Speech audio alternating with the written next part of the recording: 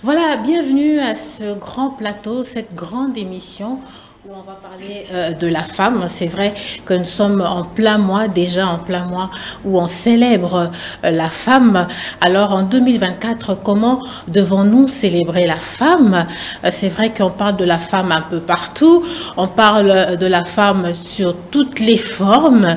Alors en 2024, au mois de mars, au mois de la femme, comment est-ce que nous devons célébrer ce mois de la femme et comment est-ce qu'il faudrait vraiment promouvoir la femme, comment est-ce qu'il faudrait éduquer la fille qui sera demain cette femme.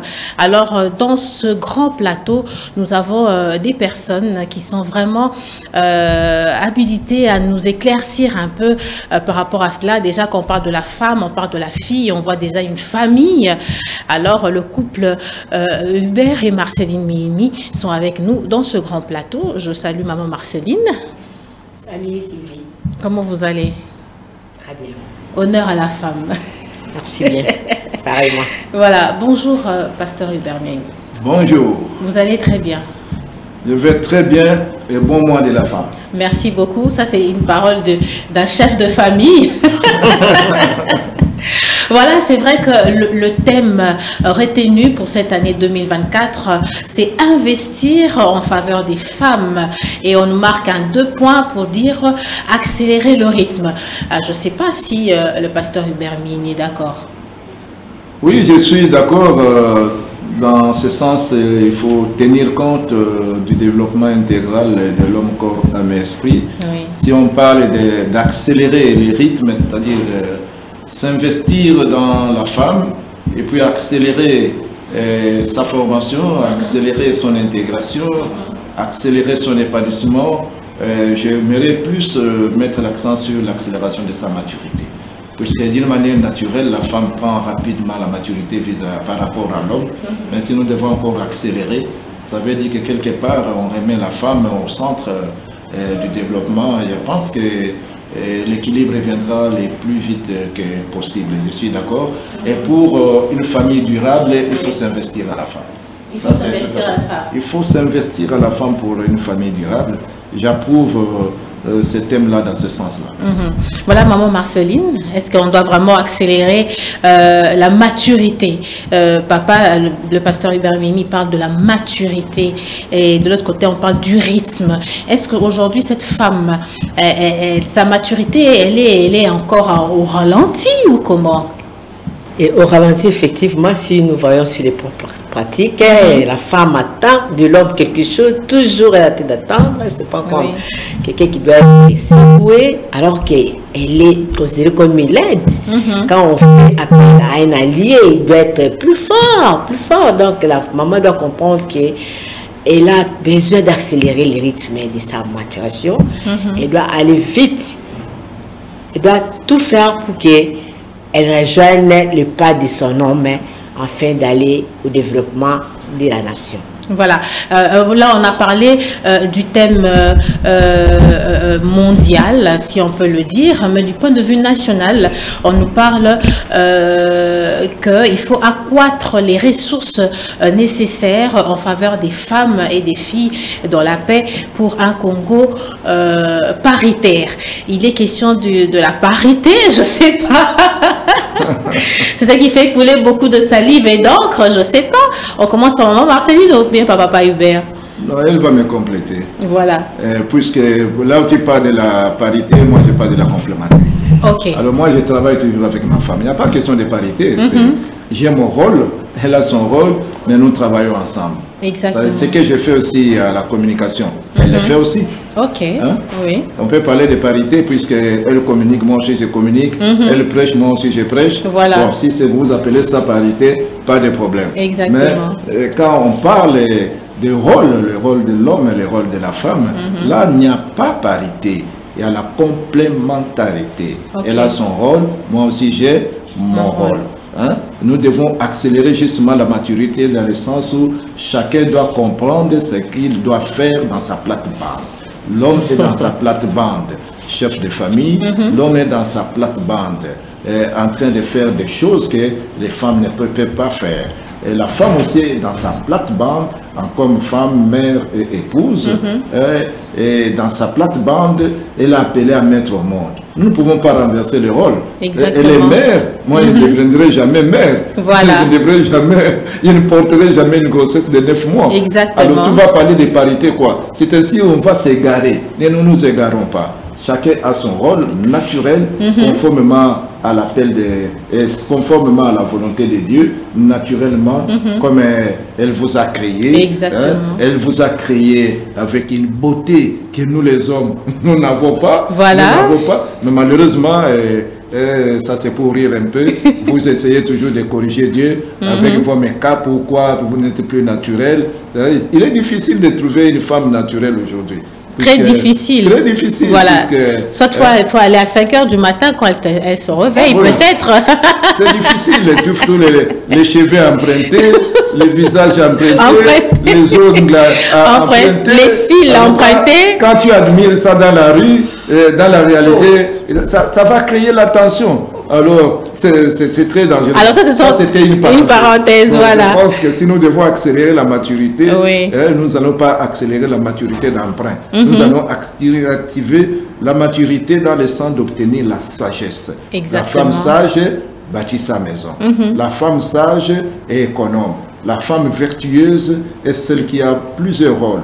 C'est une femme à 1000 bras, c'est une femme qui entreprend, c'est une femme qui a déjà des ressources en elle, qui a déjà des capacités. Dieu a mis les capacités à chaque femme pour se développer, pour faire beaucoup de choses. Exactement. Voilà, peut-être que Maman Marceline pourra nous expliquer qu'est-ce qu'on entend par femme. Par femme, voilà.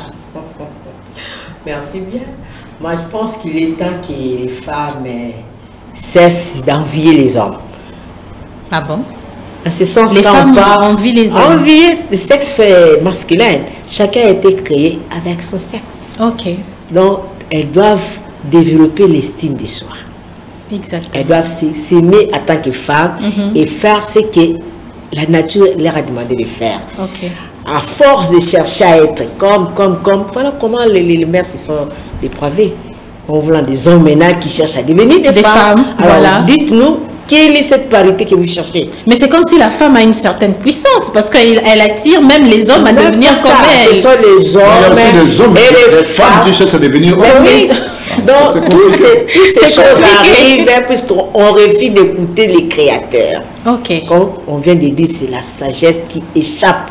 Il faut que nous tous demandions la sagesse. Parce que dans la sagesse, nous comprenons ce que Dieu veut de l'homme et de la femme. Et dans la sagesse, chacun jouera son rôle.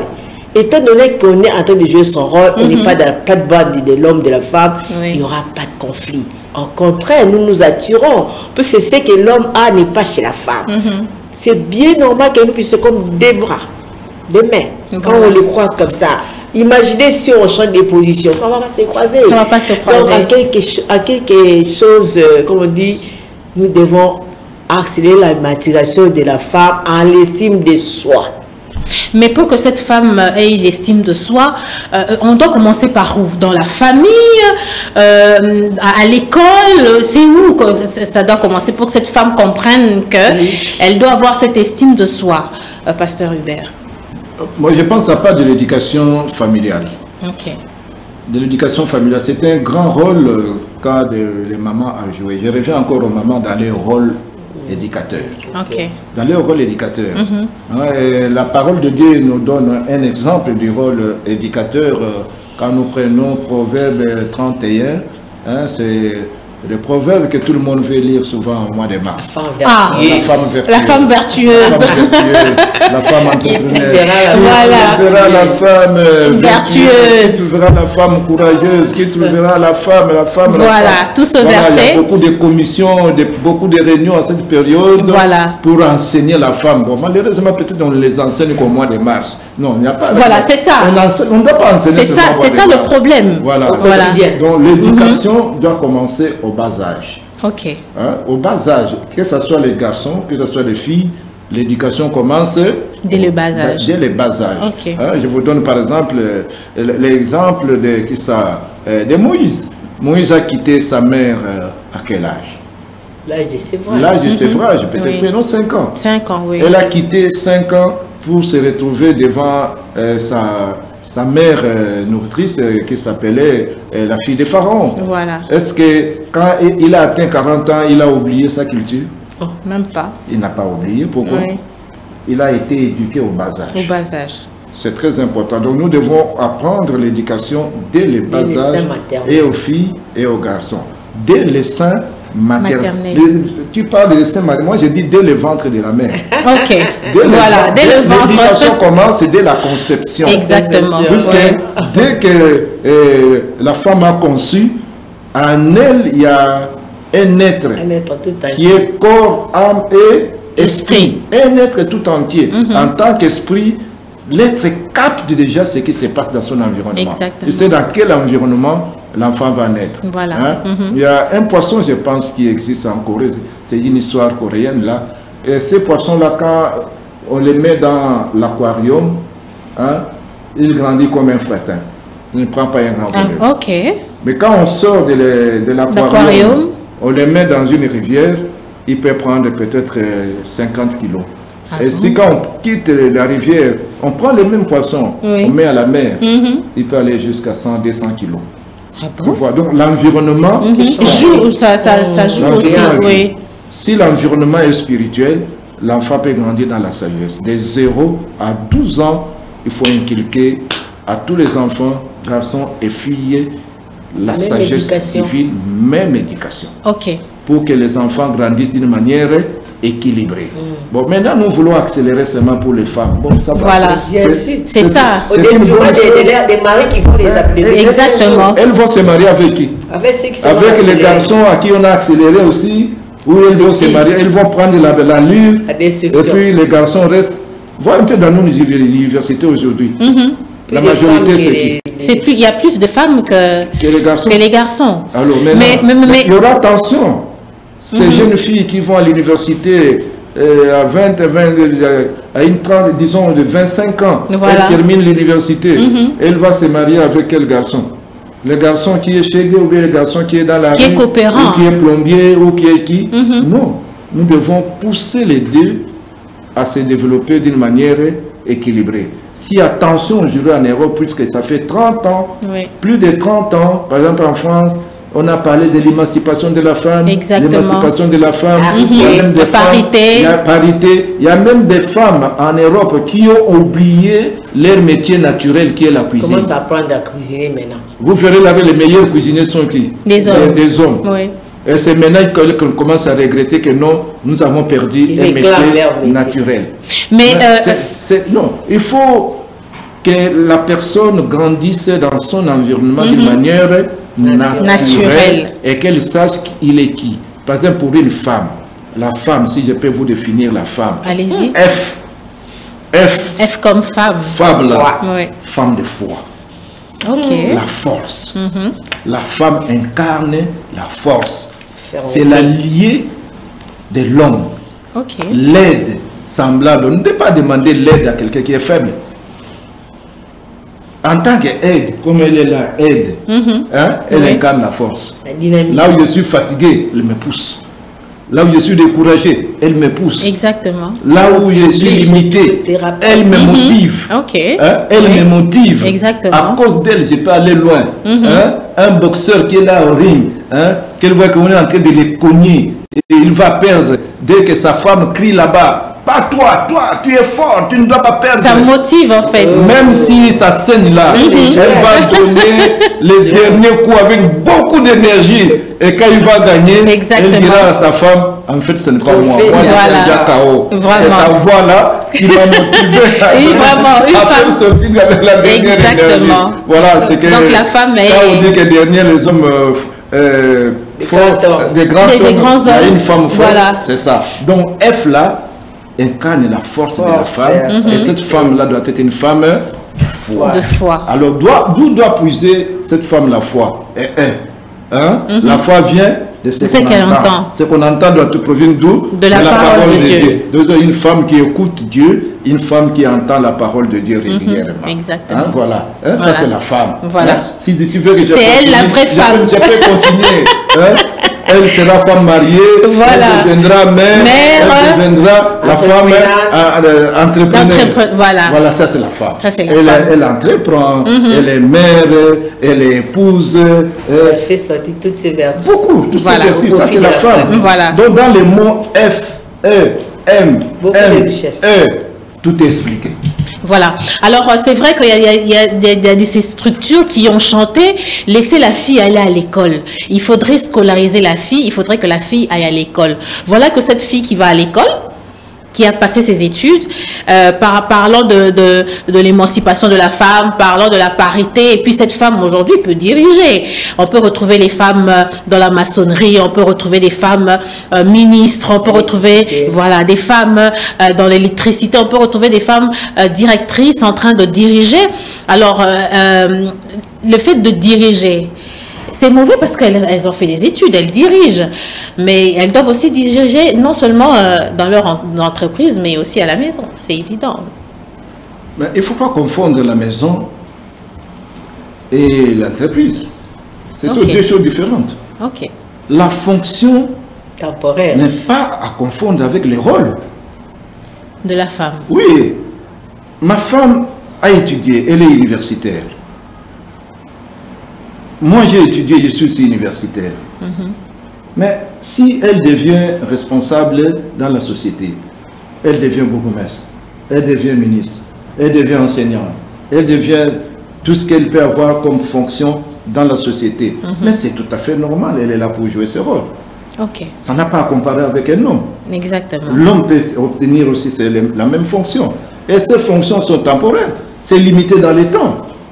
Il n'y a pas de postes. Mais elle ne va pas faire toute sa vie ministre, elle ne va pas faire toute sa vie PDG, elle ne va pas faire toute sa vie, je ne sais pas, électricien, elle ne va pas faire tout. Non, il y a des limites. À un moment, peut-être pour les raisons de maternité, elle va abandonner, peut-être pour raison d'âge, elle va laisser. Même pour l'homme aussi, la fonction est limitée. Exactement. Il y a des périodes. Même pourquoi nous avons élu les élections, c'est pour combien de... C'est 5 ans. C'est 5 ans. C'est limité dans le temps. Voilà. Alors il ne faut pas confondre la fonction qui est temporaire avec les rôles qui peut prendre toute la vie. Mais sûrement qu'il y a une confusion dans ce sens-là. La femme se dit, bon, je suis autoritaire au bureau et c'est jusqu'à la maison. Ah, je ne sais pas. Un jour, peut-être, je ferai venir une dame qui est juriste. Et son mari juriste aussi, les deux ont étudié dans la même université, ils ont terminé ensemble. Tu vas poser la question à cette dame-là, si toi tu es procureur général, et puis ton mari peut-être avocat général, vous revenez à la maison, comment ça va se passer? Vous êtes tous des juges à la maison, avocats à la maison.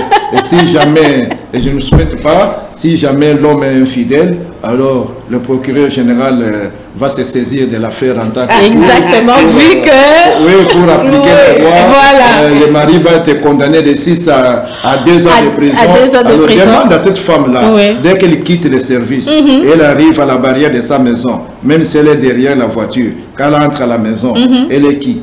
Procureur général ou elle est femme? Épouse. Ou elle est épouse. Ou elle est mère. Là, tu auras la bonne réponse. Maman Marceline, vous avez des filles chez vous. Alors, par rapport à tout ce qui se passe, par rapport au fait que pour le mois de mars de cette année, on parle d'investir en faveur de femmes, accélérer le rythme. Vous allez continuer à le faire. Vous l'avez déjà fait. Vous êtes dit, voilà, j'ai tout fait, maintenant c'est bon, je me repose. Non, en tant qu'enfant de Dieu, on était avertis. On a pris la bonne part. Alors, vraiment, nous avons commencé à faire la même chez nous. Et les garçons et les filles sont éduqués sur la parole de Dieu. Et on les met dans l'instruction. Chacun choisit son option et ils sont en train d'évoluer. Parce que je sais, tous sont entrés en termes des études universitaires, ils sont en train de travailler. Mais quand on rentre à la maison, chacun joue son rôle. En tout cas, j'encourage mon cadet à faire comme tout le monde. Puisque quand il lui arrivera d'aller en Europe, il va se brûler pour vivre, je ne sais pas, les fous. Donc, il doit être prêt à se nourrir, même à l'absence de sa femme en attendant qu'il Exactement. Voilà. Alors déjà, on parle, maman, papa Hubert. Oui, voilà, c'était quelque chose en matière d'éducation, puisque la femme a le rôle d'éducateur. Maman Marceline a dit, pour nous, nous avons éduqué nos 3 garçons de la même manière que nos 3 filles. On leur a donné les mêmes opportunités en matière d'éducation. Mais le plus important, comme elle a dit, c'est la communication de la foi et l'éducation spirituelle. Ça, c'est très important. Il y a l'instruction, il y a l'éducation, il y a la formation, toutes ces choses-là. Voilà, donc vous avez réussi l'éducation de vos enfants. Et que ce soit les filles, que ce soit les garçons.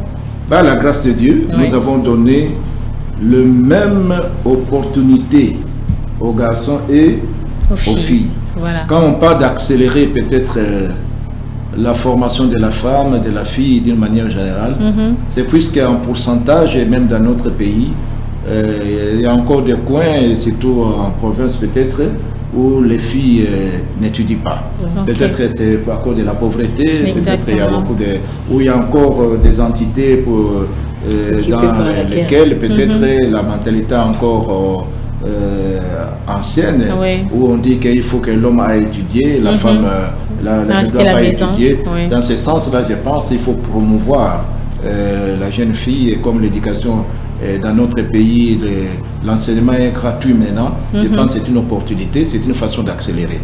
Là, nous disons merci aux autorités, au chef de l'État qui a fait pousser à la mise en œuvre de la gratuité de l'enseignement. Mais une fois de plus, et les garçons et les filles, d'une manière équilibrée. Et j'ai mis l'accent pour les deux dans l'éducation d'abord spirituelle.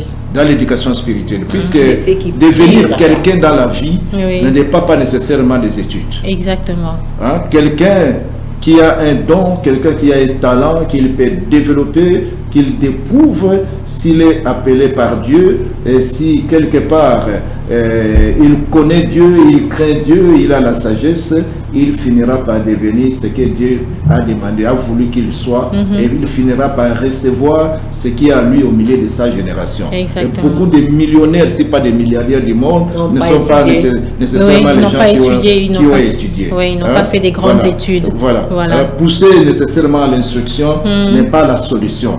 La grande solution pour nous, c'est l'éducation, c'est la discipline qu'on inculque aux enfants, dès le bas âge, puisque le fossé entre ce que nous sommes en train de faire et ce dont nous sommes capables de faire est très grand.